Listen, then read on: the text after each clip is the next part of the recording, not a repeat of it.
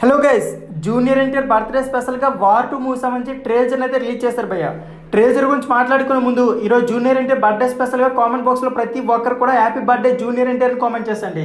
అయితే ఈ వీడియోకి నేనైతే 500 లైక్స్ అయితే టార్గెట్ ఇస్తున్నా. సో జూనియర్ ఎన్టీఆర్ బర్త్డే స్పెషల్గా 500 లైక్స్ అయితే కంప్లీట్ చేసి మీరు జూనియర్ ఎన్టీఆర్కి ఎంత రెస్పెక్ట్ ఇస్తున్నారో చూపించండి. ఈ ట్రేజర్ చూస్తున్నంతసేపు లిటరలీ గూస్ బంప్స్ వస్తాయి. అంతేకాకుండా ఇద్దరు స్టార్ హీరోలు ఒక ఫ్రేమ్లో ఉంటే ఏ విధంగా ఉంటుంది అనేది మనకి వార్ 2 మూవీలో చాలా క్లియర్గా అర్థమైపోతుంది. నార్మల్గా అయితే రుతిక్ రోషన్ ఒక మూవీలో ఉంటే మ్యాక్సిమం ఐస్ మొత్తం అతనిపైన ఉంటాయి.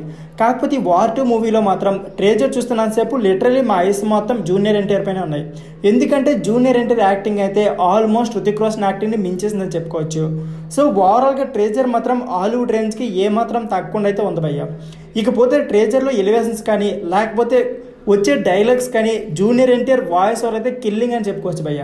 కంప్లీట్గా చూసుకుంటే మాత్రం వార్ 2 మూవీ ట్రేజర్తో గూస్ బంప్స్ లేపేశారు అంతే. ఇక మూవీ అయితే ఏ రేంజ్లో ఉంటుందో ఎక్స్పెక్ట్ చేయడం దాదాపు అసాధ్యమని చెప్పుకోవచ్చు.